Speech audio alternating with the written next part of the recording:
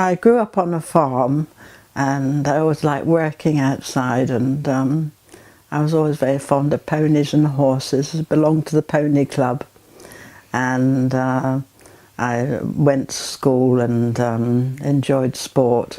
So I was always very much an outside person rather than learning lessons. My mother said to me, don't stay at home like your older sister, because she didn't get any salary, and she stayed at home on the farm.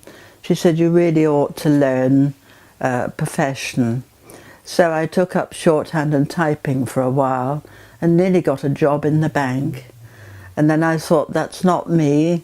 So I walked down to the hospital and said to the matron, can I be a nurse? And I can't remember how, but she took me on because my cousins were nurses actually, and that's what made me think of it. So I did my general training here 3 years, and then after my general training I went off to do my midwifery in London, and the second part we had to do in Kent, and we had to cycle out and stay with a midwife, and you had to deliver 10 babies to be called a midwife. She said to me one evening, I was watching television about horses of course, and she said, if you're so keen on horses, why don't you join the frontier nursing service? Oh, I said, what's that? And she said, well, I saw a nurse the other day. She was presented by the Queen at Buckingham Palace, and she was dressed in sage blue waistcoat and jodhpurs, and she looked just the part. Oh, I thought, that's me. The frontier nursing service was got up by an American woman actually. She was very well known in high society. Her father was vice president at one time, and then he was ambassador to Russia, so she travelled a lot. She was very well educated. She got married and lost her first husband, divorced the second husband and lost 2 babies in the process. And she was always fond of children and wanted to help out the poor in eastern Kentucky. So she started the frontier nursing service there in 1925. She had to knock on all the doors and go and visit all these people who were very poverty-stricken and uneducated. They were delivered by granny midwives who used to put an axe under the bed to stop hemorrhages, and half of the mothers used to die in childbirth.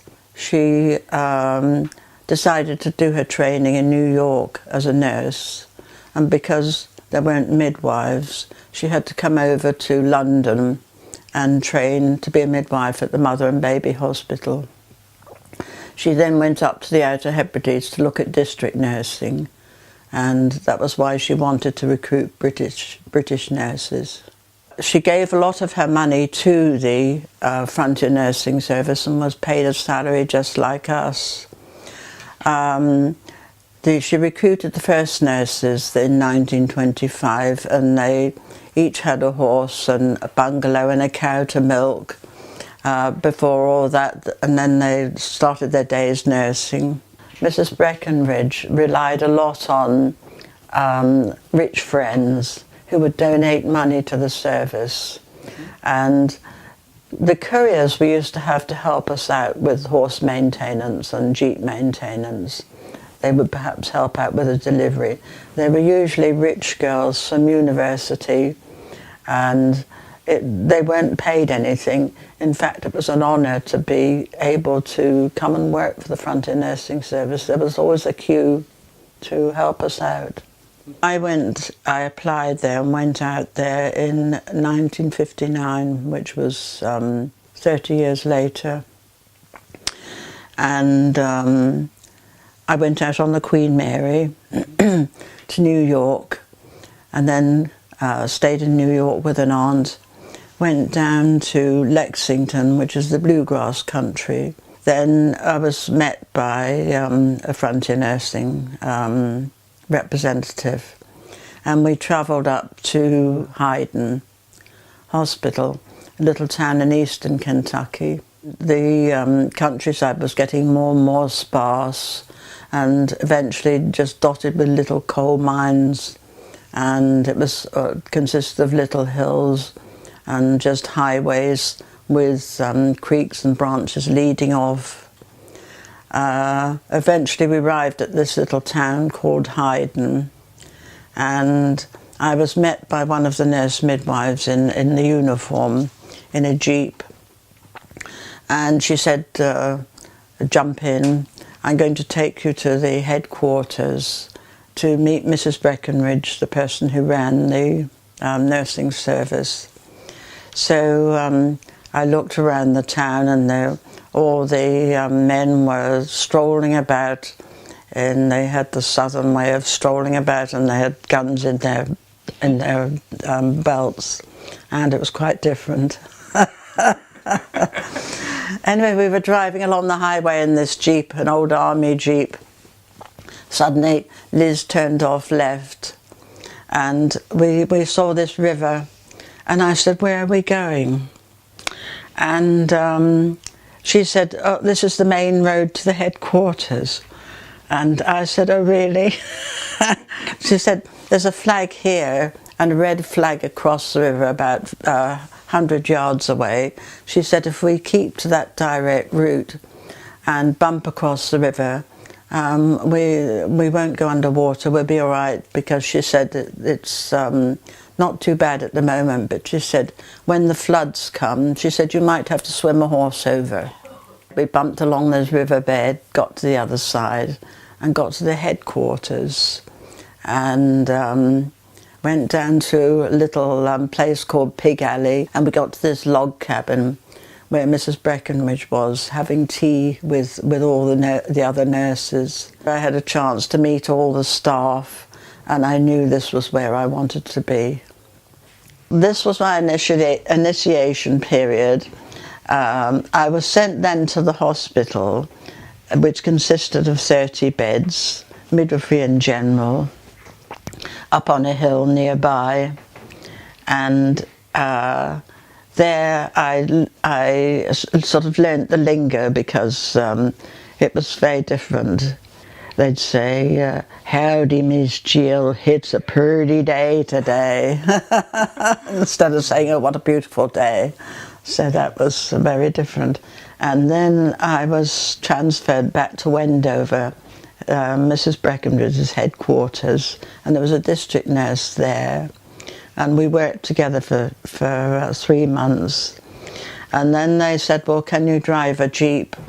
And I said, well, I've driven tractors at home on the farm, and you know, I quite like driving. And they said, well, keep to the right side of the road. And off I was, ready as a midwife in Kentucky. I found that no problem really, having driven tractors, and we each had a jeep. Most of them were ex-army jeeps, and this is one of mine. That's the Frontier Nursing Service, showing me with my uniform and my coon hunting dog, which we had dogs that used to come everywhere with us, some of us. And so that was, some of the roads were passable. You had to be very careful. We did have jeep accidents, but if you went first gear, and they also had tractor gear, which was very slow and very safe. So if you couldn't do that, then we had to take the horse in the winter and put ice nails in their shoes. We all had a jeep and a horse, and that was our main form of transport. So in the winter we would often have the horse, put ice nails in the shoes, take the horse, and in the summer the jeep. The patients used to come to us if they could for clinics, the mothers to be examined, or any general nursing for dressings and so on and so forth. If they couldn't get to us, sometimes they used to come by mule or even on foot, and we used to go out day or night to perhaps deliver a baby. It was often, they had log cabins, sometimes very cold. All the family lived in one cabin, So they used to have newspapers from the Frontier Nursing Service to line the walls, because newspapers are actually very warm. And one night I remember particularly at a delivery going round reading all the newspapers while I was waiting for the baby, and it was quite interesting. They did have telephones, but they're very few and far between.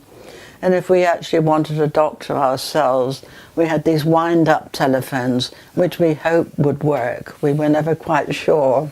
The whole of the area for Frontier Nursing Service was 700 square miles. In that area, we had 6 outpost centres, and I was at a clinic called Wolf Creek. Ah, was this the kind of thing that you used to do? Yeah, we had school clinics within that region, and we used to take the horses to school clinics, and we used to examine the children, and the doctors did come out for monthly clinics sometimes, and they used to come up from Lexington for special clinics if we had abnormalities with the children. Yes, I have. I went back with my husband, let's see, 40 years later. Big change. They'd built a new hospital, and they had scanners and x-rays, and it was like a modern hospital in Haydn. But they still the country was inaccessible, but they didn't have any district nurses as such. I've met up with different nurses in the past. Many of the nurses, some stayed there 30 years.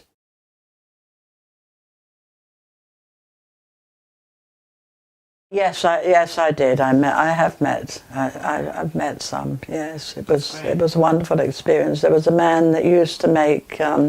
He was paralysed from the waist down. We used to go to his family, and he made a quilt for me, which cost about $2 or $3 at the time. It was a matter of shillings. I came back here and I did a bit of district nursing in between, and seeing the family. It was always lovely to keep up with the family.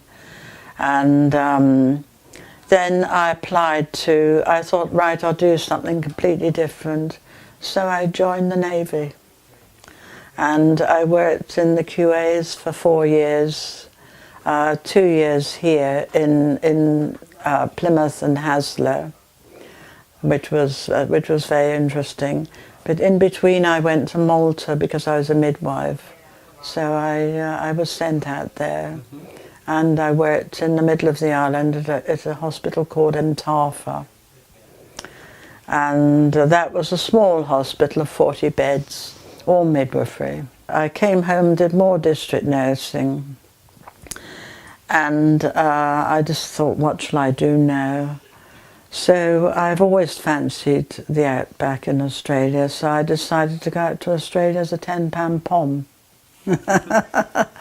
So I set off on the Sitmore line, a long sea voyage of 6 weeks by sea. And it was really the first time that I ever felt seasick. You tried to dance, and the floor kept coming up to meet you. You wondered if you were drunk or whether you were feeling seasick. Anyway, I went to the bush nursing service in Eastern Australia, where I was in charge of a hospital, small hospital, in a small town near Swan Hill in Victoria. And then I went on a safari, a 6-week safari, 2,600 miles by bus camping trip. We walked all around Ayers Rock and climbed to the top. I don't think you can climb to the top now because it's crumbling. There were no hotels there then, so we camped. So I finished my year there, and then I thought, well, I want to see a bit more of Australia. I applied to the emergency nursing service in Perth. From there I was transferred to a hospital about 1,000 miles away called Meekatharra, and I was in charge there for a while.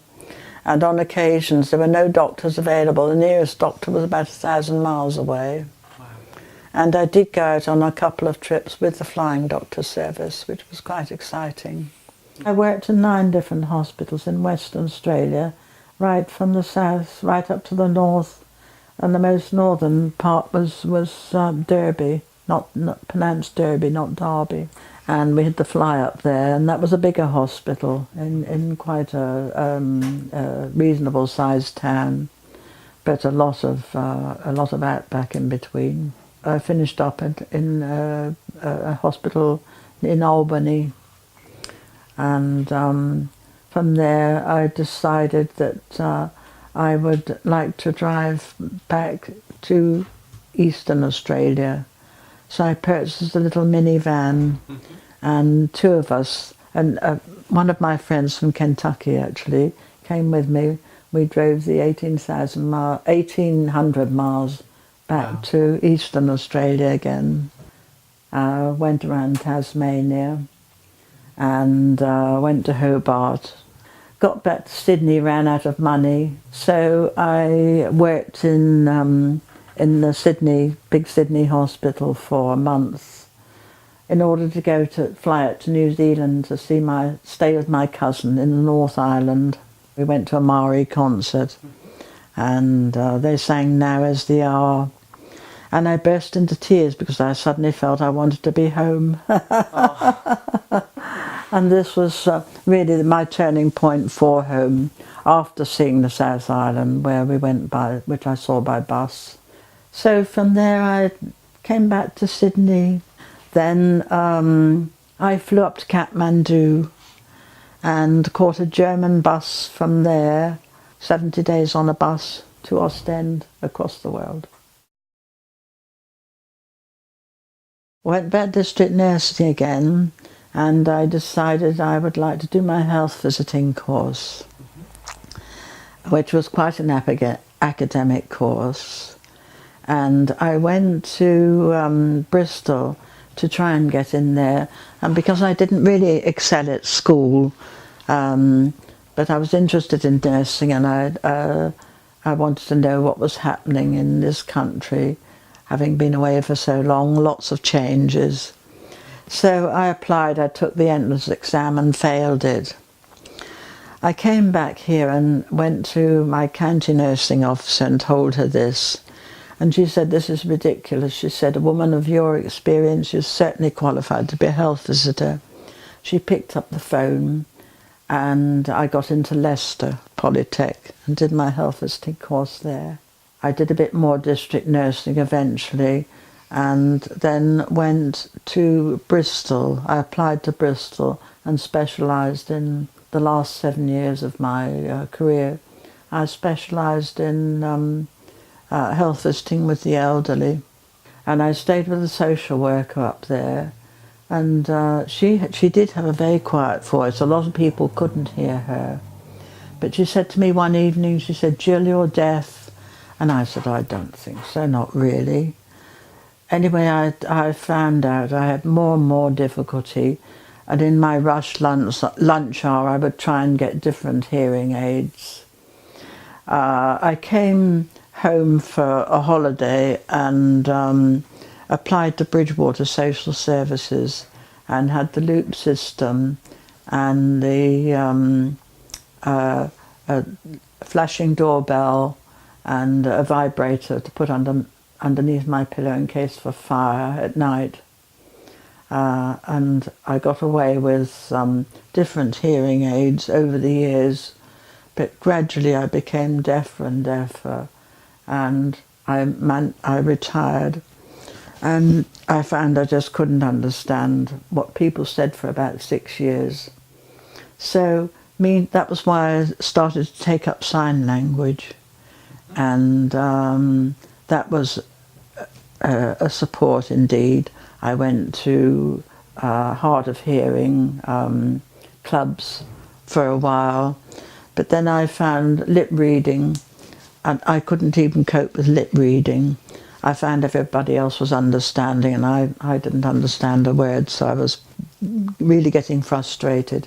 It was then I decided to join the deaf club and do sign language. And actually I have one great friend now. This is a friend that I've contacted over the years. Actually, I give her a lift. She comes to Weston-super-Mare, and she comes to deaf church with me. I did a course of sign language for a year at the college, which was literally finger spelling different words. This is the alphabet, the A, B, C, and that is, it's wonderful, really. Could you sign your name? Oh yes, Jill. The deaf just take it, they do so quickly. They're very difficult to understand still. I'm just basic sign language.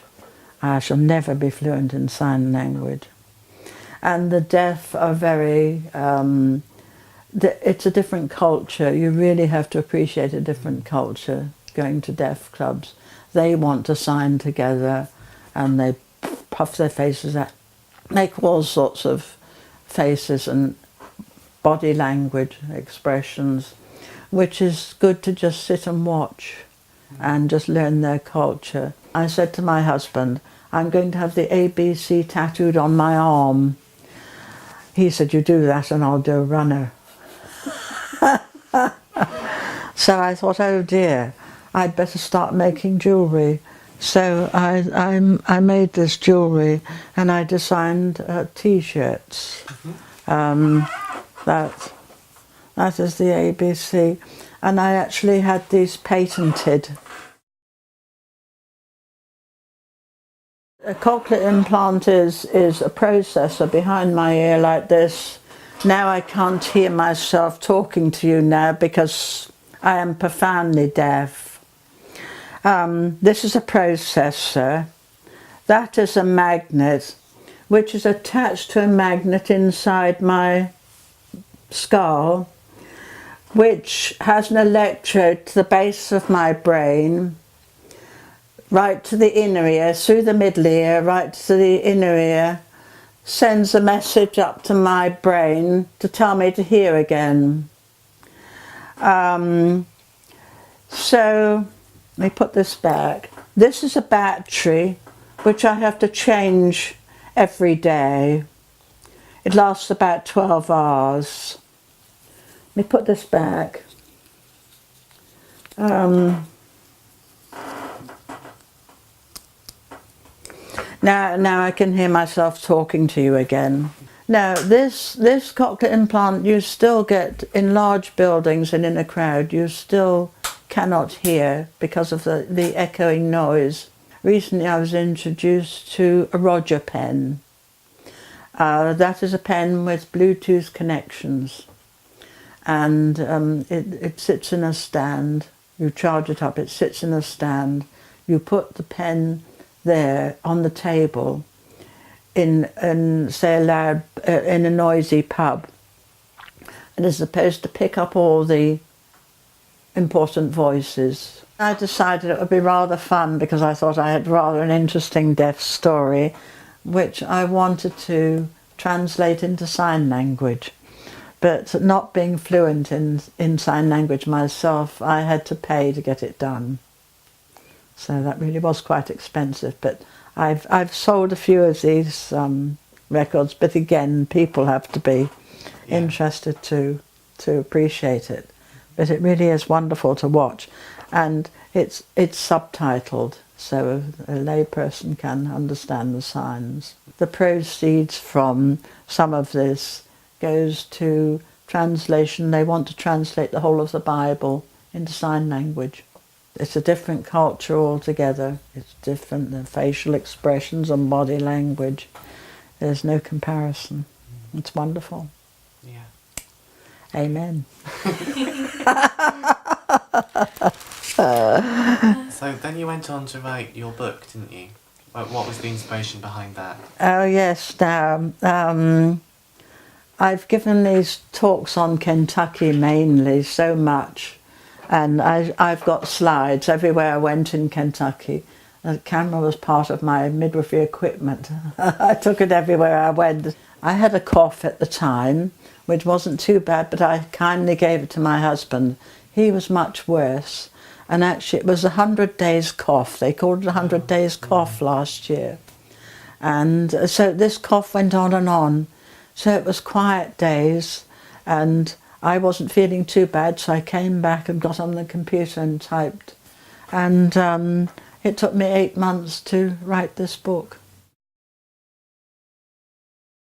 I think this person really with the Frontier Nursing Service inspired me. My parents inspired me through. We had to work. We were taught to work hard on the farm at home, and my father was well travelled. He'd farmed in Canada and America before coming home and farming at Kilton. And we always had so many visitors at Kilton on the farm.